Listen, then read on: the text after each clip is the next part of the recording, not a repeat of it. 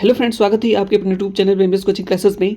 ये दोस्तों इस बार का सीटेट एग्जाम आप देने जा रहे हैं तो ये क्लास आप लोगों के लिए बहुत ही ज़्यादा महत्वपूर्ण है। जैसा कि दोस्तों आप लोगों को पता ही है कि 14 दिसंबर को सीटेट एग्जाम का पेपर फर्स्ट और पेपर सेकंड दोनों का पेपर होना है। देखिए दोस्तों, समय आपके पास बहुत ही कम बचा हुआ है, 15 दिनों का दोस्तों और समय बचा हुआ है। दोस्तों इन 15 दिनों में पढ़ करके आप अपना सीटेट एग्जाम आपको क्लियर करना है। देखिए दोस्तों, जो भी आप क्लास अटेंड कर रहे हो, कहीं पर भी दोस्तों आप क्लास पढ़ रहे हो, प्रैक्टिस सेट लगा रहे हो, जो भी कर रहे हो दोस्तों, तो हल्के प्रश्न दोस्तों पढ़ने से कुछ नहीं होने वाला। हल्का प्रश्न जो इजी प्रश्न है, हल्के हल्के प्रश्न करने से दोस्तों कुछ नहीं होगा। इधर दोस्तों 2-3 सालों में सीटेट का जो पैटर्न रहा एग्जाम में प्रश्न पूछने का, वो बहुत ही ज़्यादा दोस्तों बेहतरीन क्वेश्चन पूछ रहा है। दोस्तों आपको कैसे पता चलेगा कि इस बार का सीटेट एग्जाम में जो क्वेश्चंस आएंगे वो किस टाइप के आएंगे? तो इसका सबसे बेस्ट तरीका होता है दोस्तों कि सीटेट के जितने भी प्रीवियस ईयर क्वेश्चन पेपर हुए हैं दोस्तों, उनको देखिए। अगर आप चाहते हैं दोस्तों कि सीटेट 2024 का जो पेपर होने वाला है, जो पेपर आप देने वाले हैं 2024 का, इसमें किस टाइप के प्रश्न आएंगे, ये तो दोस्तों आप जानना ही चाहते होंगे कि किस टाइप के प्रश्न आएंगे। तो दोस्तों हम आपको बता दें कि सीटेट 2023 का पेपर आप देखिए, जो 1 फरवरी 2023 को हुआ था। यानी दोस्तों जो 2023 में दोनों पेपर हुए थे सीटेट के, ये पेपर्स आप उठा करके देखिए, तब आपको समझ में आएगा दोस्तों कि आप अपनी पढ़ाई किस तरह से कर रहे हैं और किस तरह के प्रश्न आपके एग्जाम में आएंगे। तब आपको अपना लेवल समझ में आएगा दोस्तों, किस हिसाब से आप अपनी सीटेट की तैयारी कर रहे हो। तैयारी तो दोस्तों सभी लोग कर रहे हैं, लेकिन दोस्तों एक प्रैक्टिस सेट, एक मॉक टेस्ट तो लगा करके देखिए कि कितने प्रश्न आपके सही हो रहे हैं। हम अपने इस क्लास में दोस्तों हिंदी का 30 प्रश्नों का, हिंदी के 30 प्रश्नों का दोस्तों एक मॉक टेस्ट कराने वाले हैं, हिंदी के 30 प्रश्नों का, ठीक है। और देखते हैं दोस्तों इन हिंदी के 30 प्रश्नों में कितने प्रश्न सही होते हैं। ये प्रश्न दोस्तों ऐसा मत सोचिएगा कि ये प्रश्न हम आपको जो है कि प्रैक्टिस सेट के लिए लाएं। ये सभी वे प्रश्न हैं दोस्तों ना, जिसका एग्जाम दोस्तों 1 फरवरी 2023 को जो सीटेट का एग्जाम हुआ था ना, उसके हिंदी के 30 प्रश्न हैं। और देखते हैं दोस्तों इन 30 प्रश्नों में आपके कितने प्रश्न सही होते हैं। अगर दोस्तों आप 22 प्लस करते हैं, यानी कि 22 प्लस सही करते हैं, तो आपकी एक बेहतरीन तैयारी है, ये मान के चलिएगा दोस्तों, ठीक है। अगर आप 25 प्लस कर ले रहे हैं दोस्तों, 30 में आउट ऑफ 30 कर रहे हैं, मीन्स 30 में आउट ऑफ 30 कर रहे हैं, तो बहुत बेहतरीन है दोस्तों, ठीक है। और ये वे पेपर है दोस्तों जो आपका पेपर 2023 में हुआ था, और कुछ इसी टाइप का पेपर दोस्तों आपका सीटेट 2024 में पूछा जाएगा, हिंदी का पेपर, ठीक है। तो चलिए दोस्तों इस मॉक टेस्ट को आप लोग दीजिए और देखिए कि कितने प्रश्न आप सही कर पाते हैं। ये दोस्तों हमारे चैनल से नहीं जुड़े हैं तो जल्दी से विमलेश कोचिंग क्लासेस चैनल से जुड़ जाइए, अभी दोस्तों जुड़ जाइए, क्योंकि हम आपको डेली ऑन बेसिस दोस्तों 2 मॉक टेस्ट कराते हैं और देखते हैं दोस्तों कि कितनी अच्छी तैयारी आप अभी तक सीटेट के लिए कर लिए हैं। तो चलिए दोस्तों विदाउट डिले इस मॉक टेस्ट को स्टार्ट किया जा और दिया जा। पहला प्रश्न दोस्तों आपके सामने ये रहा, फर्स्ट नंबर का प्रश्न है, बहुत ही अच्छा प्रश्न है। पूछा गया है प्रश्न दोस्तों कि क्लास 8 की अध्यापक भाषा शिक्षण के दौरान शिक्षार्थियों को व्याकरण और शब्द भंडार की अपनी संबद्धता के बारे में बताती है, वह किस विधि का अनुसरण कर रही है। पहला ऑप्शन दोस्तों कोश विषयक मॉडल का, दूसरा ऑप्शन है सामाजिक सांस्कृतिक मॉडल का, तीसरा ऑप्शन है विधा मॉडल का, और चौथा ऑप्शन दोस्तों इनमें से कोई नहीं। तो चलिए दोस्तों इसका आंसर आप लोग बताइए, इसका सही आंसर क्या होगा। देखिए दोस्तों हमारे साथ इन प्रश्नों को पढ़ना है, ऑप्शंस को भी पढ़ना है, लेकिन हमसे पहले आपको दोस्तों आंसर सोच लेना है कि इसका सही आंसर क्या होगा। तो दोस्तों इसका राइट आंसर हो जाएगा आपका कोश विषयक मॉडल, यानी कि दोस्तों इसका राइट आंसर हो जाएगा ऑप्शन नंबर ए, कोश विषयक मॉडल हो जाएगा। अगला प्रश्न दोस्तों है कि मानवीय मस्तिष्क में भाषा अर्जन उपकरण पहले से ही मौजूद है, जिसके माध्यम से परिवेश में मौजूद भाषाओं का अर्जन होता है। यह कथन किस सिद्धांत से संबंधित है? यानी दोस्तों यह कथन किस सिद्धांत से संबंधित है? लेव वाइगोस्की के, जीन पियाजे, ब्रूनर या नॉम चॉम्स्की? तो दोस्तों आपको हम बता दें इसका सही आंसर आपका हो जाएगा आपका option number D, Noam Chomsky. Noam Chomsky महोदय ने दोस्तों भाषा अर्जन का सिद्धांत दिया था, ठीक है। चलिए दोस्तों विदाउट डिले आगे चलते हैं दोस्तों, आपके पास समय बहुत ही कम बचा हुआ है। इस मॉक टेस्ट को दोस्तों जरूर दीजिए और देखिए कि कितने प्रश्न आपके सही होते हैं। ये दोस्तों प्रश्न सही नहीं हो रहा है ना, तो फिर भी इन प्रश्नों को तैयार कर लीजिए, और कुछ इसी टाइप का दोस्तों पेपर में आपके 2024 के एग्जाम में प्रश्न आएंगे हिंदी के, ये समझ लीजिएगा दोस्तों, ठीक है। तो चलिए दोस्तों इसका आंसर आप बताएंगे क्या होगा। हमारे साथ दोस्तों इन प्रश्नों को पढ़िए कि भाषा अध्यापक होने के नाते, यानी कि लैंग्वेज टीचर होने के नाते भाषा शिक्षण का आपका क्या उद्देश्य होना चाहिए। भाषा अध्यापक होने के नाते भाषा शिक्षण का आपका क्या उद्देश्य होना चाहिए? व्याकरणिक ज्ञान का विकास, स्वनिम ज्ञान का विकास, अकादमिक भाषा का विकास या संप्रेषणात्मक दक्षता का विकास। इसका सही आंसर दोस्तों आपको बताना है। इसका राइट आंसर दोस्तों आपका हो जाएगा, सही आंसर हो जाएगा आपका ऑप्शन नंबर डी, संप्रेषणात्मक दक्षता का विकास। संप्रेषणात्मक दक्षता का विकास होता है दोस्तों, संप्रेषण आप जानते हैं जिसे इंग्लिश में कम्युनिकेशन कहता है। जब दो लोगों के बीच पारस्परिक जो बातचीत होता है, तालमेल होता है, उसे ही संप्रेषण कहते हैं। नहीं कहते हैं संप्रेषण का माध्यम है। तो संप्रेषणात्मक दक्षता का विकास होना चाहिए। अगर दोस्तों आप एक भाषा शिक्षक हैं तो बच्चों में इस प्रकार की दक्षता का डेवलपमेंट विकास करना चाहिए आपको। ठीक है, चलिए दोस्तों आगे चलते हैं। यानी 108 का ऑप्शन नंबर डी हो जाएगा। 2023 का पेपर है दोस्तों। ठीक है, अगर दोस्तों इसमें आप अगर 25 प्लस प्रश्न सही कर ले गए ना दोस्तों, तो निश्चित रूप से 2024 पेपर में भी आपका 25 प्लस आएगा। अगला प्रश्न दोस्तों है, बहुत ही अच्छा प्रश्न है कि क्रैसन के अनुसार कौन अधिक निवेश देखते एवं ग्रहण करते हैं, विश्वास के साथ अंतः क्रिया करते हैं, और जिन बच्चों को निवेश मिलता है उनके संबंध में अधिक ग्रहणशील होते हैं।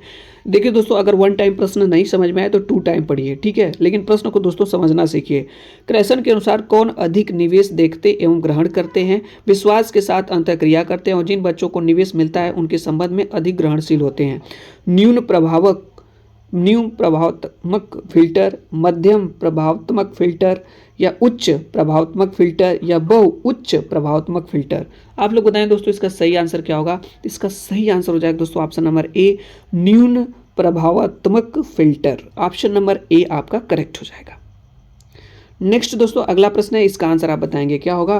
प्रश्न हमारा है कि भाषा के अंतःक्रिया सिद्धांत के बारे में विषम असमान की पहचान करें। भाषा की अंतःक्रिया थ्योरी के बारे में दोस्तों विषम जो अलग है, असमान है, उसकी पहचान करिए। पहला ऑप्शन है, पहला स्टेटमेंट है दोस्तों, अर्थ अभिव्यक्ति के लिए भाषा संसाधन है। भाषा विभिन्न संप्रेषणात्मक कार्यों की अभिव्यक्ति का साधन है। भाषा अंतः वैयक्तिक और सामाजिक अंतर्क्रिया का साधन है। भाषा समाज में अस्तर बनाने का साधन है। राइट आंसर दोस्तों आपको बताना है क्या होगा। इसमें दोस्तों विषम या असमान की पहचान करना है। ठीक है, विषम या असमान की पहचान करनी है। तो इसका राइट आंसर हो जाएगा दोस्तों ऑप्शन नंबर बी, यानी कि पहला, दूसरा और चौथा ये आपका विषम और असमान है। ठीक है, ये डिफरेंट है इससे, तीसरे वाले से, ये तीनों डिफरेंट है। पहला, दूसरा और चौथा हो जाएगा। आगे चलते हैं दोस्तों, अगला प्रश्न है, इसका आंसर आप बताएंगे क्या होगा। ये प्रश्न रहा दोस्तों आपके सामने। ठीक है, इसका आंसर आप बताएंगे क्या होगा। सकारात्मक अंतर्निर्भरता, समूह रचना, व्यक्तिगत जवाबदेही और सामाजिक कौशल किसके आधारभूत तत्व हैं। समुदाय आधारित भाषा शिक्षण के, कार्य आधारित भाषा शिक्षण के, पाठ्य आधारित भाषा शिक्षण के, सहयोगात्मक शिक्षण के। इसका राइट आंसर दोस्तों आपको बताना है। तो सही आंसर हो जाएगा दोस्तों इसका कार्य आधारित भाषा शिक्षण के। अगला प्रश्न दोस्तों है कि एक भाषा अध्यापक होने के नाते निम्नलिखित में से कौन सा द्वितीय भाषा अर्जन के लिए अधिक सही रूप से लागू होगा। एक भाषा अध्यापक होने के नाते निम्नलिखित में से कौन सा द्वितीय भाषा अर्जन के लिए अधिक सही रूप से लागू होगा। पहला, सरल निवेश का प्रावधान, वाक्यगत संरचनाओं के अनुभव देना, मानव शब्द भंडार से परिचित कराना, तनाव मुक्त परिवेश का सृजन। इसका राइट आंसर दोस्तों आपको बताना है। तो इसका सही आंसर हो जाएगा दोस्तों आपका तनाव मुक्त परिवेश का सृजन। अगली प्रश्न पे चलते हैं दोस्तों। अगला प्रश्न है, इसका आंसर आप बताएंगे क्या होगा कि भाषा अध्यापक के नाते आपको वस्तुनिष्ठता के साथ विद्यार्थियों का आकलन करना है, आपके लिए कौन सा सहायक है। भाषा अध्यापक, लैंग्वेज टीचर होने के नाते दोस्तों आपको वस्तुनिष्ठता के साथ विद्यार्थियों का आकलन करना, असेसमेंट करना है, उसके लिए क्या सहायक है। लिखित परीक्षाएं, प्रदत्त कार्य, निबंध लेखन या रूब्रिक। इसका सही आंसर दोस्तों आप बताएं तो हो जाएगा दोस्तों रूब्रिक इसका राइट आंसर हो जाएगा। नेक्स्ट दोस्तों विदाउट डिले अगले प्रश्न पे चलते हैं। टेस्ट का अगला प्रश्न है कि एक अध्यापक एक ही समय पर सभी मानकों का प्रयोग करते हुए विद्यार्थियों द्वारा किए गए कार्यों की समग्र गुणवत्ता का आकलन करना चाहता है, उस अध्यापक के लिए कौन से रूब्रिक अधिक सहायक होंगे।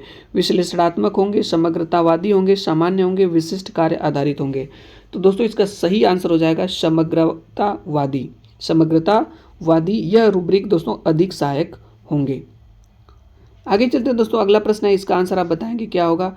समग्र भौतिक प्रतिक्रिया के बारे में निम्नलिखित कथनों में से, मतलब यहाँ पे जो दोस्तों कथन दिया गया है, कथनों पर ध्यान में रखें। समग्र भौतिक प्रक्रिया के बारे में कथनों को ध्यान में रखें। पहला कथन है दोस्तों कि गत्यात्मक गतिविधि के साथ मौखिक अभ्यास से सफल प्रत्यास्मरण की संभावनाएं बढ़ जाती हैं। दूसरा है कि द्वितीय भाषा अर्जन बच्चे की प्रथम भाषा अर्जन के समांतर प्रक्रिया है। राइट आंसर दोस्तों आपको बताना है। इसका सही आंसर दोस्तों आपका हो जाएगा, एक सही है लेकिन दो गलत है, इसलिए इसका right answer option number A हो जाएगा। देखिए दोस्तों, जो प्रश्न पूछे जाएंगे ना, वो बहुत ही अच्छे प्रश्न पूछे जाएंगे सीटेट में। इधर 2-3 सालों में दोस्तों जो प्रश्न पूछे जा रहे हैं, प्रश्न का लेवल दोस्तों थोड़ा बढ़ा है। ठीक है, चलिए आगे देखते हैं दोस्तों। अगला प्रश्न है, इसका आंसर आप बताएंगे क्या होगा। प्रश्न हमारा है कि भाषा अध्यापक होने के नाते, लैंग्वेज टीचर होने के नाते भाषा शिक्षण अधिगम के बारे में आपका क्या मत है। भाषा अधिगम में बोधगम्य योग्यताएं उत्पादन कौशल से पहले आती हैं। श्रवण के दौरान अर्जित कौशल दूसरे कौशलों में स्थानांतरित होते हैं। भाषा शिक्षण में अर्थ पर बल देना चाहिए, न कि नियमों पर। भाषा शिक्षण पर्यावरणीय प्रभावों से मुक्त होना चाहिए। तो दोस्तों यहाँ पे 4 स्टेटमेंट दिए गए हैं, चारों स्टेटमेंट्स में से कौन सा सही है। तो दोस्तों आपका पहला स्टेटमेंट आपका जो है, भाषा अध्यापक होने के नाते आपकी उत्पादन कौशल से पहले आती है, बोधगम्य योग्यताएं उत्पादन कौशल से आती है, ये वाला स्टेटमेंट दोस्तों आपका सही है। उसके बाद दोस्तों आपका थर्ड वाला है, यहाँ पे दिया गया, भाषा शिक्षण में अर्थ पर बल देना चाहिए, न कि नियमों पर। अर्थ पे दोस्तों बल देना चाहिए अगर आप लैंग्वेज टीचिंग कर रहे हैं तो। चौथा ऑप्शन है, भाषा शिक्षण में पर्यावरणीय प्रभाव से मुक्त होना चाहिए। ठीक है, तो 4 ऑप्शन दोस्तों दिए गए हैं नीचे, तो तीसरा वाला हो जाएगा, फर्स्ट, थर्ड और फोर्थ हो जाएगा। पहला, तीसरा और चौथा हो जाएगा। नेक्स्ट आगे चलते हैं दोस्तों, इसका आंसर आप बताएंगे। निम्नलिखित में से कौन सा भाषा शिक्षण के लिए बोध और भौतिक क्रियाओं के प्रयोग पर बल देता है। परामर्श कोश, समग्र भौतिक प्रतिक्रिया, कार्य आधारित भाषा शिक्षण, समुदाय आधारित भाषा शिक्षण। राइट आंसर दोस्तों इसका हो जाएगा समग्र भौतिक प्रतिक्रिया, समग्र भौतिक प्रतिक्रिया। ठीक है, इसका राइट आंसर हो जाएगा। आगे चलते हैं दोस्तों, अगला प्रश्न है, इसका आंसर आप बताएंगे क्या होगा। एक अध्यापक क्रिया मतलब वर्ब का परिचय देने के लिए विद्यार्थियों को निम्नलिखित क्रियाएं करने के लिए कहती है। अपने हाथ धोकर आइए, अपना चेहरा धोकर आइए, अपने बाल संवारिए। अध्यापिका किसका अनुसरण कर रही है। परामर्श कोश, कार्य आधारित भाषा शिक्षण, विषय वस्तु आधारित भाषा शिक्षण, समग्र भौतिक प्रतिक्रिया। राइट आंसर दोस्तों इसका हो जाएगा आपका समग्र भौतिक प्रतिक्रिया। आगे चलते दोस्तों, अगला प्रश्न है यहाँ पे। अब यहाँ पे देखिए दोस्तों, जो पूछा गया प्रश्न है हमसे, 2030 में आया था दोस्तों ये प्रश्न। पूछा गया कि एक अध्यापक विद्यार्थियों को अपने काम की योजना बनाने और साथ साथ आकलन करने के लिए प्रदत्त कार्य की शुरुआत में ही विभिन्न प्रकार की रुब्रिकों से परिचित करवाती है। उन रुब्रिकों की पहचान करें। सामान्य रुब्रिकों में समग्रता वाले रुब्रिक हैं, या विश्लेषणात्मक रुब्रिकों को, या विशिष्ट कार्य आधारित रुब्रिकों। राइट आंसर दोस्तों हो जाएगा समग्रता वाले रुब्रिकों। आगे चलते दोस्तों, अगला प्रश्न है, इसका आंसर आपको बताना है। क्लास 8 में बेरोजगारी पर चर्चा चल रही है। सभी विद्यार्थी अच्छी तरह से भाग ले रहे हैं। अध्यापिका विद्यार्थियों की सहभागिता का अवलोकन कर रही है, और जब भी कोई विद्यार्थी अटकता है तो उसे संकेत देती है वहाँ अध्यापिका क्या कर रही है। विद्यार्थियों को प्रोत्साहित कर रही है, विद्यार्थियों को प्रेरित कर रही है, विद्यार्थियों को किसी ओर ढाल रही है, विद्यार्थियों को मदद दे रही है। कॉमन सेंस का प्रश्न दोस्तों है। तो दोस्तों यहाँ पे जो विद्यार्थियों को जो अध्यापिका है प्रोत्साहित कर रही है, मोटिवेट कर रही है, ऑप्शन नंबर ए सही हो जाएगा। आगे चलते हैं दोस्तों, अगला प्रश्न है। ठीक है, यहाँ पे देखते हैं दोस्तों, जैसा कि दोस्तों आपको पता है होना चाहिए कि जो हिंदी के 30 प्रश्न पूछे जाएंगे, उनमें 15 प्रश्न आपके शिक्षण से पूछे जाते हैं। बाकी 15 प्रश्न में दोस्तों आपके 2 पैसेज दिए रहेंगे, उन पैसेज पे आधारित प्रश्न पूछे जाते हैं। तो जो दोस्तों 15 प्रश्न शिक्षण के उसके हम लोग कर चुके हैं, जो 2023 में पेपर हुआ था। ये 15 प्रश्न इसके हम लोग करने वाले हैं, जिसमें 2 पैसेज पूछे जाएंगे आपसे। ठीक है, चलिए दोस्तों इसको पढ़ते हैं हम लोग। यहाँ पे दिया है, गद्यांश को ध्यानपूर्वक पढ़िए और 91 से लेकर के 99 तक पूछे गए प्रश्न पर उपयुक्त विकल्प चुनिए। तो चलिए दोस्तों इसको पढ़ते हैं। बाड़ी एक अनमोल वरदान है। कोयल अपनी मीठी बाड़ी से सबका मन हर लेती है, जबकि कौवे की काँव काँव को किसी अच्छी नहीं लगती। यानी कि दोस्तों जो कोयल है उससे अपनी मीठी बाड़ी से सबका मन हर लेती है, जबकि कौवे की काँव काँव किसी को अच्छी नहीं लगती। बाड़ी के बिना सब कुछ सुना है। मीठी बाड़ी का प्रभाव बहुत व्यापक होता है। मीठी बाड़ी से सभी कार्य सिद्ध हो जाते हैं। मधुर बोलने वाले का समाज में बहुत आदर होता है। समाज में बहुत आदर होता है। मधुर भाषी के मुख से निकला एक एक शब्द सुनने वाले के मन को लुभाता है। उसके संपर्क में आने वाले व्यक्ति उसके वश में हो जाता है। मीठी बाड़ी केवल सुनने वाले को ही आनंदित नहीं करती, वरन बोलने वाले को भी आनंदित करती है। तुलसी ने कहा है, मीठे वचन तय सुख उपजत चहूँ, और मृदुभाषी समाज में सद्भावना का प्रसार करता है। कटु भाषा बोलने वाले को अनेक प्रकार की कहानियाँ उठानी पड़ती है। ऐसे व्यक्ति ऐसे व्यक्ति के लिए ही कहा गया है कि सद्भावना खीरे का मुंह काट के मलियत नौन लगाए, रहीमन कड़वे मुखन को चाहियत से यही सजाए। कटु भाषा का प्रयोग काम को बिगाड़ देता है। जहाँ मधुर बाड़ी अमृत है वही कटु बाड़ी विष है। कहा भी गया है मधुर वचन है औषधि, कटुक वचन है तीर। बहुत ही अच्छा दोस्तों गद्यांश दिया गया है, इससे हम लोगों को कुछ सीखना चाहिए। और इस पे दोस्तों आधारित प्रश्न दिए गए हैं। इन प्रश्नों के आंसर्स आपको बताने हैं। तो चलिए दोस्तों, पहला प्रश्न आपके सामने ये रहा फर्स्ट नंबर का कि कोयल और कौवे में क्या अंतर है, रंग का, वाणी का, व्यवहार का या कर्म का। तो दोस्तों अभी आप लोग पढ़े, इसका आंसर तो बता ही सकते हैं, वाणी का। अगला प्रश्न दोस्तों है, इसका आंसर आपको बताना है क्या होगा। सभी कार्य मीठे बाणी से हो जाते हैं, सफल, असफल, प्रभावहीन या अनमोल। राइट आंसर दोस्तों इसका हो जाएगा सफल हो जाते हैं। अगला प्रश्न दोस्तों है, मृदु बोलने वाले से समाज में बढ़ती है दुर्भावना, भय, सद्भावना या अनेकता। राइट आंसर दोस्तों बता ही सकते हैं, सद्भावना बढ़ती है। ऑप्शन नंबर सी करेक्ट हो जाएगा। आगे चलते हैं दोस्तों, अगला प्रश्न है, इसका आंसर आप बताएंगे क्या होगा कि रहीम ने कड़वे वचन बोलने वाले को क्या सजा देने की सलाह दी है। खीरे की तरह सिर काट कर नमक लगाना, मुंह काट कर खीरा बनाना, प्यार से समझाना, कड़वी बाड़ी का विष पिलाना। दोस्तों इसका सही आंसर बताइए क्या होगा। राइट आंसर हो जाएगा दोस्तों, रहीम जी ने कहा है कि खीरे की तरह सिर काटकर नमक लगाना। अगला प्रश्न दोस्तों है कि मधुर वचनों और कटु वचनों की क्षमता दी गई है, औषधि तीर, औषधि नमक या नमक कौवा या कौवा कोयल। राइट आंसर दोस्तों इसका हो जाएगा आपका कौवा और कोयल। अभी दोस्तों हम लोगों ने ऊपर पढ़ा है गद्यांश, ठीक है। आगे चलते हैं दोस्तों, अगला प्रश्न है, इसका आंसर आप बताएंगे।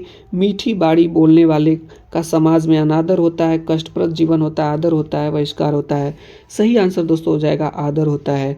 व्यापक का अर्थ है दोस्तों अच्छा, बहुत अच्छा, विस्तृत या समृद्धि। आप लोग बताइए दोस्तों इसका सही आंसर क्या होगा। व्यापक का अर्थ होता है दोस्तों विस्तृत। अगला प्रश्न विस्तृत होता है दोस्तों। अगला प्रश्न दोस्तों है कि मधुर का विलोम शब्द गद्यांश में आया है, मीठी, कटु, मृदु, अनमोल। राइट आंसर दोस्तों इसका हो जाएगा आपका ऑप्शन नंबर बी कटु। मधुर का विलोम शब्द हो जाएगा दोस्तों कटु। मधुर का विलोम शब्द हो जाएगा कटु। आगे चलते हैं दोस्तों, अगला प्रश्न है, पूछा गया है कि अमृत का समानार्थी शब्द नहीं होगा, अमीय, सोमरस, पीयूष या हलाहल। राइट आंसर दोस्तों इसका हो जाएगा आपका हलाहल, इसका समानार्थी शब्द नहीं होगा, ठीक है। आगे चलते दोस्तों, अगला प्रश्न है, यहाँ पे जो दिया गया है 100 से लेकर 105 तक काव्यांश को ध्यानपूर्वक पढ़िए, पूछे गए प्रश्न का उपयुक्त विकल्प चुनिए। तो चलिए दोस्तों इस कविता को पढ़ते हैं।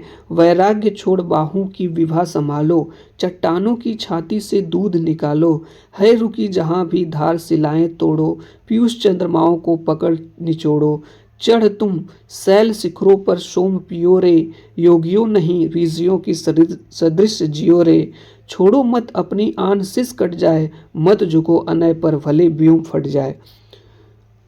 दो बार नहीं यमराज कंठ धरता है, मरता है जो एक ही बार मरता है, नत हुए बिना जो असनी घात सहती है, स्वाधीन जगत में वही जाती रहती है। तो दोस्तों ये आपका काव्यांश था और इस पे आधारित प्रश्न है, इसके उत्तर आपको बताने हैं। प्रश्न हमारा है कि कवि किसे छोड़ने की बात कह रहा है, मोह माया को, वैराग्य को, सांसारिक सुख को या बाहों की शक्ति को। इसका राइट आंसर दोस्तों आपको बताना है, तो सही आंसर हो जाएगा वैराग्य को। अगला प्रश्न दोस्तों है कि कवि किसके समान जीने को कहता है, योगियों के समान, भोगियों के समान, विजय व्यक्ति के समान, राजाओं के समान। राइट आंसर दोस्तों इसका हो जाएगा आपका विजयी व्यक्ति के समान। अगला प्रश्न दोस्तों है, इसका आंसर आपको बताना है क्या होगा। ये हमारा प्रश्न है, सही आंसर दोस्तों आप बताएं, भले व्योम फट जाए का क्या अर्थ है। राइट आंसर दोस्तों आपको बताना है, तो इसका सही आंसर हो जाएगा कितनी ही मुसीबत आ जाए, कितनी ही मुसीबत आ जाए। अगला प्रश्न दोस्तों है, जो बिना झुके मुसीबतों का सामना करते हैं वे किसका उपभोग करते हैं, सुखों का, दुखों का, स्वतंत्रता का, परतंत्रता का। तो इसका सही आंसर दोस्तों आपका हो जाएगा, राइट आंसर आपका हो जाएगा स्वतंत्रता का, स्वतंत्रता का। आगे चलते हैं दोस्तों, अगला प्रश्न है हमारे पास, इसका सही आंसर दोस्तों आपको बताना है, ठीक है, राइट आंसर बताना है। अंतिम प्रश्न होगा, नहीं दोस्तों सेकेंड लास्ट प्रश्न है यहाँ पे कि प्रस्तुत पद्यांश में कवि क्या प्रेरणा दे रहा है। 4 ऑप्शन दोस्तों, इसका सही आंसर आप बताएंगे क्या होगा। राइट आंसर हो जाएगा दोस्तों आपका इसका सही आंसर आन बान की रक्षा, आन बान की रक्षा। अगला प्रश्न दोस्तों है और इस मॉक टेस्ट का अंतिम प्रश्न है, अनय का अर्थ नहीं होगा अमंगल, अनहित, अन्याय या शत्रु। सही आंसर दोस्तों इसका हो जाएगा शत्रु। अनय का अर्थ शत्रु नहीं होता है। तो दोस्तों आज इस क्लास में हम आपको जो है हिंदी के 30 प्रश्न कराए दोस्तों। ये 30 प्रश्न दोस्तों जो पेपर आपका 1 फरवरी सीटेट का जो पेपर 1 फरवरी 2023 को हुआ था उसके हिंदी के 30 प्रश्न ये थे। इसमें कितने प्रश्न दोस्तों आपके सही हुए कमेंट्स बॉक्स के माध्यम से ज़रूर बताइए दोस्तों। हमारे इस चैनल से दोस्तों अभी तक जुड़े नहीं हैं तो चैनल को सब्सक्राइब करके इस चैनल से जुड़ जाइए।